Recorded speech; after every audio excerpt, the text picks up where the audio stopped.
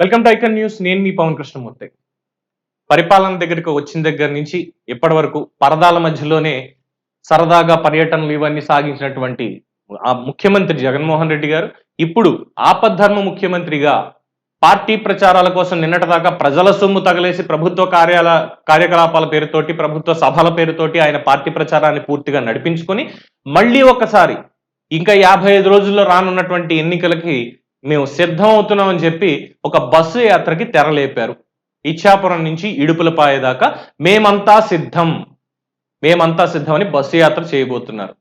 ఇది పార్టీ ఖర్చు ఉంటుందా, ప్రభుత్వ ఖర్చు ఉంటుందా అనేది తర్వాత విషయం. డెఫినెట్ గా ఇది పార్టీ ఖర్చులతోటే పెట్టుకోవాలి, ప్రజల సొమ్ముతోటి పెట్టడానికి వీలు లేదు. కానీ ఏ రకంగా పెట్టినా కూడా పెట్టేటువంటి అవకాశం ఉంది. నిన్నటిదాకా సిద్ధం అని సభలు అయిపోయాయి. ఇప్పుడు మేమంతా సిద్ధం అని వస్తున్నారు. ఇంతకీ దేనికి సిద్ధం?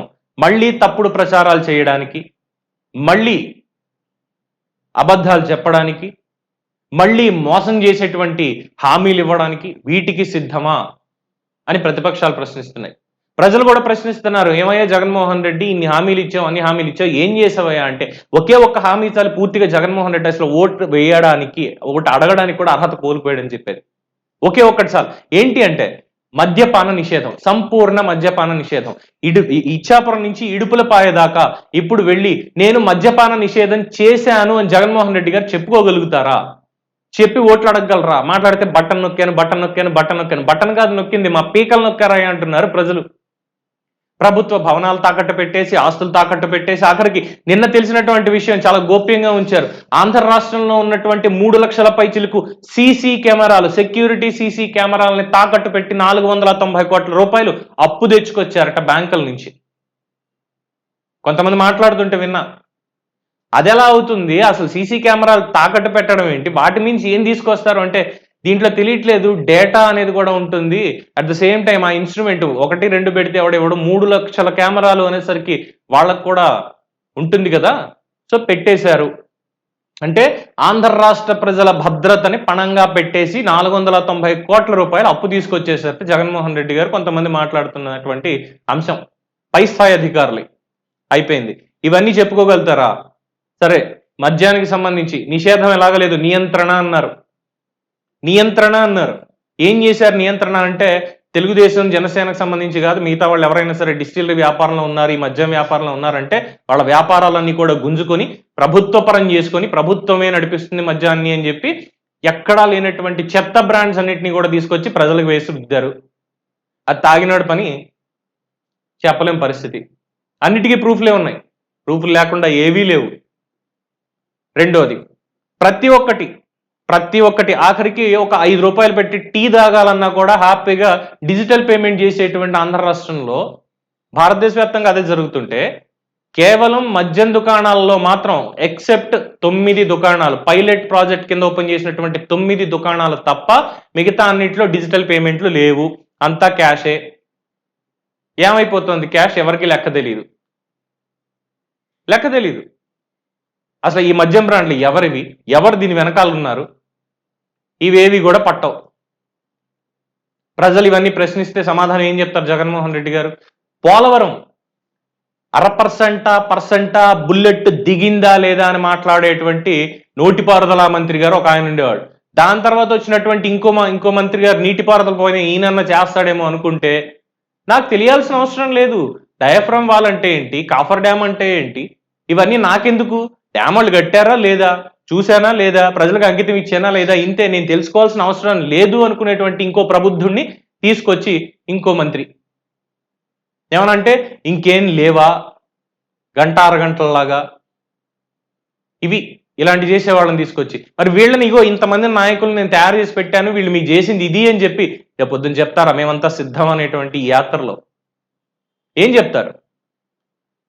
విద్యకి సంబంధించి ఆ బైజూస్ వాడు ఎవడో ఉన్నాడు, మునిగిపోయాడు పూర్తిగా. ఉన్న ఆఫీసులన్నీ దేశవ్యాప్తంగా క్లోజ్ చేసి వర్క్ ఫ్రమ్ హోమ్ చేసుకోమన్నాడు. అదేంటి? లాభాల్లో ఉన్నటువంటిది ఆంధ్ర రాష్ట్రంలో విద్యారంగానికి ఎంతో ఎనలేని సేవలు చేసినటువంటి బైజూస్ అనేటువంటి సంస్థని ఏరి కోరి జగన్మోహన్ రెడ్డి గారు తీసుకొచ్చారు కదా. ఏదో స్విస్ కరికులము, ఐబీ కరికులము, ఇంగ్లీష్ మీడియము ఇవన్నీ పెట్టేసి క్షమించాలి, ఇవన్నీ పెట్టేసి విద్యార్థులకి ఏదో అందజేసేద్దాము, విద్యని నెక్స్ట్ లెవెల్కి తీసుకెళ్ళిపోదాము అని ఇచ్చినటువంటి హామీలు ఇవన్నీ ఉన్నాయి కదా. మరి ఎందుకు అలా అయింది? అందులో ఉన్న కుంభకోణం ఏంటి? కొన్ని వందల కోట్ల రూపాయలు, వేల కోట్ల రూపాయల కాంట్రాక్టులు బైజూస్కి ఇవ్వడానికి గల కారణం ఏంటి? దేశవ్యాప్తంగా, ప్రపంచవ్యాప్తంగా వాళ్ళు లాస్లో ఉంటే, ఎన్ఫోర్స్మెంట్ డైరెక్టరేట్ వాళ్ళు వాళ్ళ మీద దాడి చేస్తుంటే, మన ఆంధ్ర రాష్ట్రంలో మాత్రం కేవలం జగన్మోహన్ రెడ్డి గారు ఆయనకి ఇవ్వాల్సినటువంటి అవసరం ఏంటి? ఇవి చెప్తారా? వైద్యం చెప్పక్కర్లా, అస్సలు చెప్పక్కర్లా. మనకి ఒక పెద్దలు చెప్తారు, వైద్యో నారాయణో హరి అని. అంటే వైద్యుడు విష్ణు రూపంలో వస్తాడు, భగవంతుడి స్వరూపం, మనల్ని కాపాడేవాడు అని చెప్పి. ఇప్పుడు ఎలా ఉందో తెలుసా? వైద్యో నారాయణో హరి, పోవడమే, డైరెక్ట్ గా కైవల్యమే, ముక్తివే, ఇంకేమీ లేదు. 17 మెడికల్ కాలేజీలు వచ్చేసాయి, మేము తప్ప ఇంకెవరు లేరు, మా నాన్నగారు నేను తప్ప చేసింది ఏం లేదు, ఎన్టీఆర్ గారు అసలు ఏం చేశాడు ఆయన అని చెప్పి ఎన్టీఆర్ హెల్త్ యూనివర్సిటీకి ఉన్నటువంటి పేరు డాక్టర్ వైఎస్ఆర్ హెల్త్ యూనివర్సిటీ కింద మార్పు అయితే చేసేసాడు ఈయన. ముచ్చటగా పడింది 3ంటికి పునాదులు, 17 అని చెప్పి డబ్బాలు. పొద్దున్నొచ్చి జిల్లాకు ఒకటి లేదు మండల కేంద్రానికి ఒకటి పెట్టేస్తున్నాము, మొత్తం వైద్య కళాశాలలు కానీ హాస్పిటల్స్ కానీ అన్నారు కదా. ఎక్కడ పెట్టారు అని అడిగితే మేము ఏదో చేసాం. ఇది చెప్పుకోవడానికి ఇంకెందుకు? 5 ఏళ్ల పాటు మీకు ఎందుకు ఇవ్వాల్సి వచ్చింది? ఏమన్నా అంటే కరోనా సాకు ఒకటి చెప్పుకుంటే సరిపోతుందా? పక్క రాష్ట్రాల్లో ఏం జరిగిందని మనకు కనిపించదా? కరోనా టైంలోనే కేవలం మన దగ్గర మాత్రమే కరోనా ఎఫెక్ట్ అనేది వచ్చిందా బాగా? అందులోనూ తప్పుడు లెక్కలే. ఆక్సిజన్ అందక చనిపోయినటువంటి వాళ్ళ కుటుంబాలకి కేంద్రం ఇంత అమౌంట్ ఇవ్వాలి అని చెప్తే అని మా దగ్గర లెక్కలే, మా దగ్గర చచ్చిపోలేదు. అంటే మా చచ్చిపోయిన వాళ్ళు వేరే ఉంటారులేండి, అది చెప్పాల్సినటువంటిదే. ఇక అధికారులు, పోలీసులు, ఏ వ్యవస్థను తీసుకోండి, అసలు మాట్లాడడానికి ఇందులో ఇది జరిగింది మంచి అని చెప్పుకోవడానికి ఏం మిగిలింది రాష్ట్రానికి? అన్నింట్లోనూ అధోగతి పాలైపోయింది. కొత్తగా మనకు వచ్చింది ఏంటంటే మత్తు పదార్థాలకి కేర్ ఆఫ్ అడ్రస్. గంజాయి మన రాష్ట్ర పంట, క్యాసినో మన రాష్ట్ర క్రీడ, కోడికత్తి, గొడ్డలి మన రాష్ట్ర ఆయుధాలు. తర్వాత చెప్పాలి, ఇంకా చాలా ఉన్నాయి ఇలా చెప్పుకుంటూ పోతే.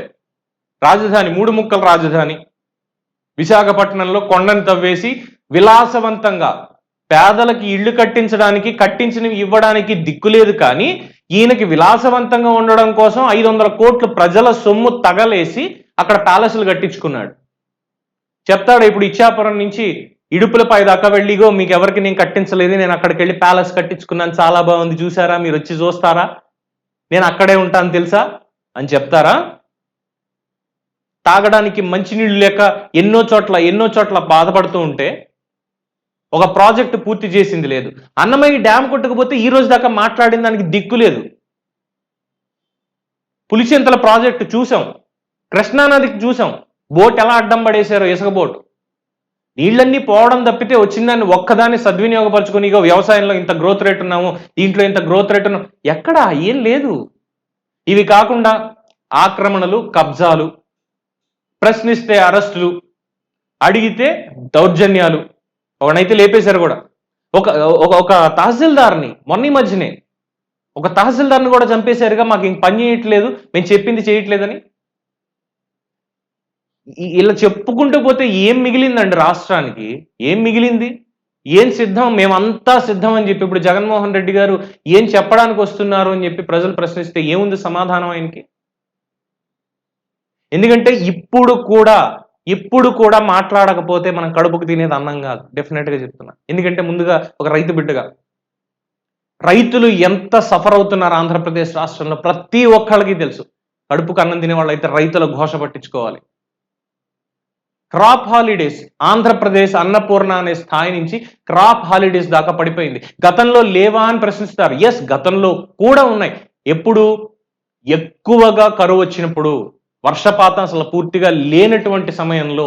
అంతే తప్ప ఇంత కనిపిస్తున్న కళ్ళెదురుగా ఉన్నటువంటి సౌకర్యాలను వాడకుండా వదిలేసి, ఏమీ చేయకుండా, రైతులకు నీళ్లు కూడా ఇవ్వకుండా, కాలవల్లో పూడికలు కూడా తీయకుండా, కనీసం ఇరిగేషన్ మొత్తాన్ని చాప చుట్టు కింద పెట్టేసినటువంటి ఈ పాలనలో రైతులు నిజంగానే నాశనం అయిపోయారు. మరి రైతు అలాంటి వాడు బతకనప్పుడు మేమంతా సిద్ధం అని చెప్పి ఇప్పుడు ఏం వెళ్తారు రైతుల దగ్గరికి? అమరావతి రైతులు కడుపుల్లో తన్నారు, పెయిడ్ ఆర్టిస్టులు అన్నారు, వాళ్ళకు ఉన్నటువంటి భూముల్ని మాకు రాజధాని అవసరం లేదు, తీసుకుంటే తీసుకోండి అన్నట్టుగా ఏదో మాట్లాడుతున్నారు. వాళ్ళ ఇష్టారీతిన వాళ్ళ గురించి తప్పుడు మాటలు మాట్లాడుతూ వెళ్తున్నారు. మరి ఇవన్నీ ఒక్కటి కాదు చెప్పుకుంటూ వెళ్తే ఇంకో గంట, 2 గంటలు, 3 గంటలు ప్రతి సబ్జెక్ట్‌ని టచ్ చేసుకుంటూ వెళ్ళొచ్చు. ఏం చెప్పుకుంటారు? ఇన్ని ఫ్లాస్ పెట్టుకొని, ఇన్ని లొసుగులు పెట్టుకొని, ఇంత ఆహ్, అపభ్రంశమైనటువంటి పరిపాలన చేసి, ఇంత చెత్త పరిపాలన చేసి, అసలు ఒక పరిపాలన అనేది ఎలా ఉండకూడదో చూపించి ఒక ఎగ్జాంపుల్ సెట్ చేసినటువంటి జగన్మోహన్ రెడ్డి గారు మళ్ళీ ప్రజల్లోకి మేమంతా సిద్ధం అని చెప్పి ఆయన టీమ్‌నేసుకొని ఏం చెప్పడానికెళ్తారు? ప్రజలు ప్రశ్నించాలి. రాజకీయ పార్టీలతో మనకు సంబంధం లేదు. మన సమస్యల్ని మనమే ప్రశ్నించాలి. వచ్చినప్పుడు ప్రశ్నించండి. మీకు న్యాయం జరిగింది అంటే యెస్, న్యాయం జరిగిందని చెప్పండి. కానీ జరిగిన అన్యాయాన్ని మాత్రం జరగలేదు అని బుకాయించి ఆయనకి జేజేలు కొట్టాల్సినటువంటి పనైతే డెఫినిట్‌గా లేదు. సో దీని మీద మీ అభిప్రాయాలు ఏంటనేది ఖచ్చితంగా కామెంట్స్ రూపంలో తెలియజేయండి. మేమంతా సిద్ధం అని వస్తున్న వాళ్ళకి మీ ప్రశ్నల్ని సంధించండి. చూస్తూనే ఉండండి ఐకాన్ న్యూస్. నేను మీ పవన్ కృష్ణమూర్తి.